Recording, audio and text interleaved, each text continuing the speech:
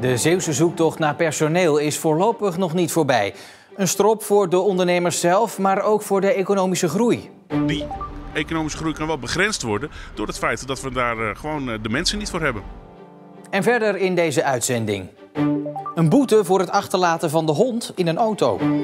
En deze kampioen werd gehuldigd.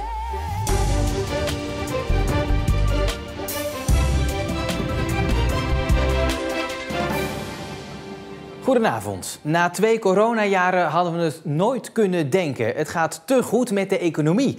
En daarom is er een enorm tekort aan personeel. En de verwachting van uitkeringsinstantie UWV is dat de problemen nog lang niet voorbij zijn. Voorlopig is de economische groei zo sterk, ook hier, dat het aantal vacatures, het aantal werkzoekenden zal blijven overstijgen. En daarna zal er wel een soort van stabilisering optreden. Als jullie bij het UWV dan naar de sectoren kijken in Zeeland, zijn er dan bepaalde sectoren die het zwaarder hebben dan andere?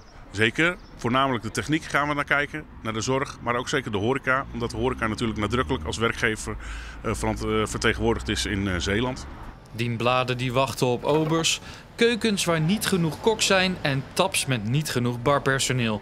De horeca staat al te springen om personeel en dat wordt dus niet snel beter. Ja, je moet je realiseren dat we in Nederland in corona oorspronkelijk 380.000 werknemers hadden en er zijn er 80.000 weg.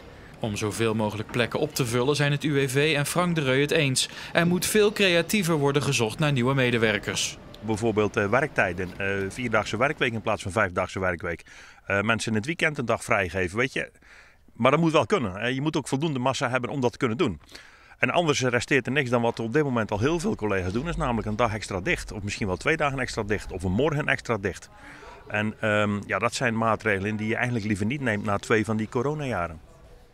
Ik praat erover verder met verslaggever Niels Schuurbiers. Niels, slecht nieuws dus voor de zorg, de techniek en de horeca. Maar geldt het slechte nieuws eigenlijk voor alle sectoren? Nee, het is de verwachting van het UWV dat er andere sectoren zijn die minder personeel nodig gaan hebben. Bijvoorbeeld de industrie door automatisering. Maar ook de detailhandel, dus winkelstraten zoals hier in Goes waar ik nu sta, is de verwachting dat die in de toekomst minder personeel zullen hebben. Omdat online bestellen zal toenemen. En dan heb je dus minder mensen nodig in de winkels. Ja, we hebben het allemaal over een prognose van het UWV. Hoe zeker is het eigenlijk dat die uitkomt? Nou, op de korte termijn is die heel erg zeker, maar op de lange termijn wordt dat wat minder. Kijk, er zijn dingen waarvan we gewoon weten dat ze eraan komen. Bijvoorbeeld vergrijzing. Er gaan gewoon binnenkort een hoop mensen tegelijk met pensioen. En daardoor ontstaan er weer vacatures. Maar er zijn ook andere factoren, zoals de oorlog in Oekraïne, de inflatie en de gasprijs. En dat zorgt ervoor dat het bijvoorbeeld over een jaar al een stuk onzekerder is hoe die arbeidsmarkt eruit gaat zien. Ja, en alle modellen en rekenmethoden ten spijt heeft het UWV in dat geval nog steeds geen glazen bol. Niels Schuurbiers in Goes, dankjewel. Onderzoeken naar de vervuilde grond die is gebruikt bij de aanleg van de dijk bij Perkpolder hebben Rijkswaterstaat in totaal 1,3 miljoen euro gekost. Blijkt uit onderzoek van Omroep Zeeland. Omwonenden maken zich al jaren ernstige zorgen over de zogenoemde thermisch gereinigde grond die gebruikt is. In de grond bleek calcium, arsen, benzeen en tolueen te zitten dat er niet in thuis hoort. Onderzoeken van het RIVM en 2 ingenieursbureaus hebben dus tot nu toe 1,3 miljoen euro gekost. Een 74-jarige Belgische vrouw is vandaag bij de rechtbank in Middelburg veroordeeld voor het achterlaten van haar hond in een auto. Dat deed ze in Sluis op 19 september 2020. Het was die dag 24 graden en het voertuig stond geparkeerd in de volle zon. De politie trof de hond hijgend en blaffend op de achterbank aan. Het raam stond dan misschien op een kiertje, maar dat heeft volgens de rechter helemaal geen zin. Op zulke momenten kan de temperatuur heel snel oplopen in de auto. En dat had dus fataal kunnen worden voor de hond. Gelukkig heeft die het overleefd. De vrouw kreeg een geldboete van 360 euro. Ze was niet bij de rechtszaak aanwezig. Een groots onthaal vanmorgen voor de nationaal voorleeskampioen Guus Jansen. Op basisschool De Regenboog in Middelburg werd hij door alle leerlingen en de burgemeester in het zonnetje gezet. Om Guus te verrassen was thuis alleen wel gesjoemeld met de tijd.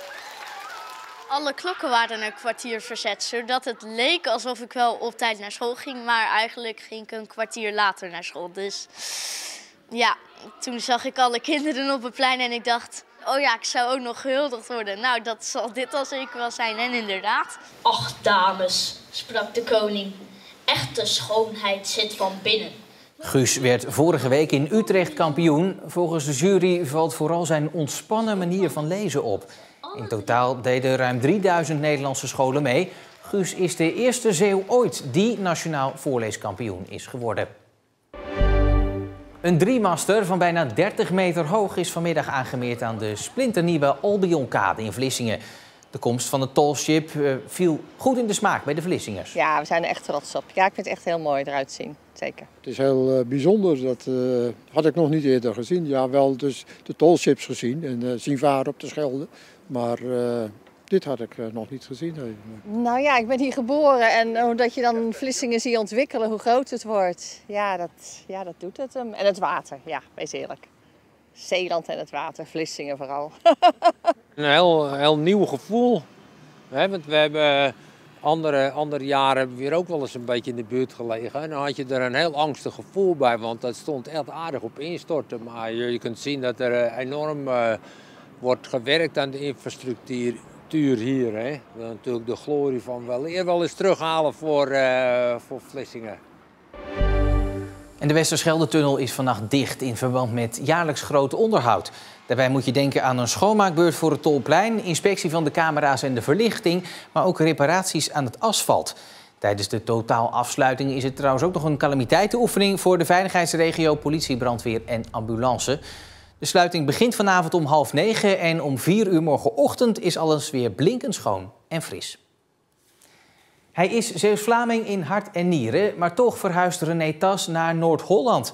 De hoogste man binnen de marine kan niet anders. De plicht roept. Hierbij aanvaard ik het commando over de zeestrijdkrachten en de benoeming van admiraal Benelux. Als u mij vraagt van God, je mag opnieuw beginnen morgen, je bent weer 18. Wat doe je dan? Ja, dan ga ik onmiddellijk weer naar het Koninklijk Instituut voor de Marine en dan doe ik het nog een keertje over. René Tas is 58 jaar en geboren in Aardenburg. Hoe kom je bij de marine terecht als je in 1982 zeg maar hier op Sint-Eloy in Oostburg klaar bent met je middelbare school?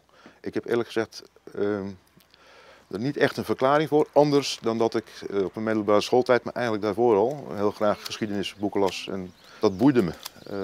Het leven op zee, het vechten met schepen. Ja, dan kom je uiteindelijk bij de krijgsmacht en in mijn geval bij de marine terecht. Maar ik had ook geschiedenis kunnen gaan studeren. Na een jarenlange carrière op zee, waarbij hij ook het commando voerde over toen nog Hare Majesteit Tromp, was het tijd om aan de wal te gaan werken.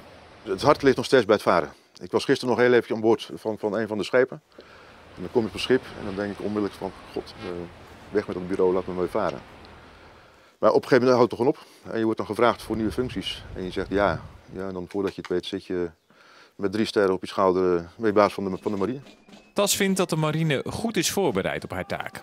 Je wil niet in een situatie komen dat je ouders moet gaan bellen of schrijven van sorry, uw zoon, dochter is omgekomen.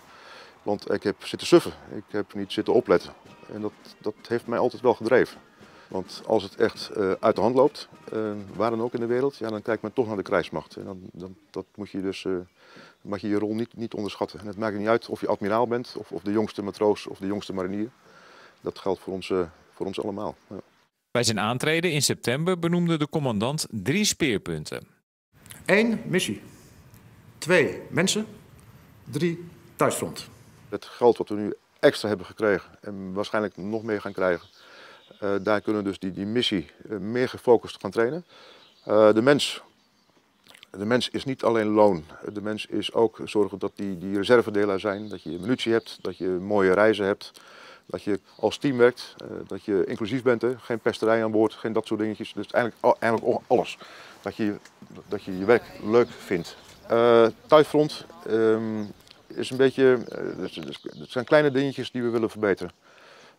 Bijvoorbeeld als schepen weggaan of terugkomen, dat het thuisfront meer mogelijkheden krijgt om de mensen uit te zwaaien of weer binnen te halen. Er moeten meer thuisfrontbrieven geschreven worden, zodat het thuisfront weet wat de schepen, de marinierseenheden, de onderzeeboten doen als we weg zijn. En dan moeten we nog wel wat stapjes zetten. Tas gaat met zijn vrouw vanwege de afstand tot Den Helder verhuizen. Helaas, met pijn in het hart overigens. Ik dacht, ik probeer elke week of om de week in Zeeland, in Oostburg te komen. Dat lukt helaas niet. Dus we hebben besloten om dit te verkopen. En dan over 4 jaar zien we verder. Maar ik ga dit wel missen. Het was lange tijd redelijk zonnig en ook rustig weer, maar in de middag kwamen er toch flinke stapelwolken en ergens hier en daar viel dan toch ook een buitje. Vannacht kans op wat regen ook. Morgen is het dan opnieuw weer droog, zonnige periode met stapelwolken. Temperaturen lopen gedurende de week langzaam weer op. En tot zover Zeeland Nu voor vandaag. Ik wens u nog een hele fijne dinsdagavond.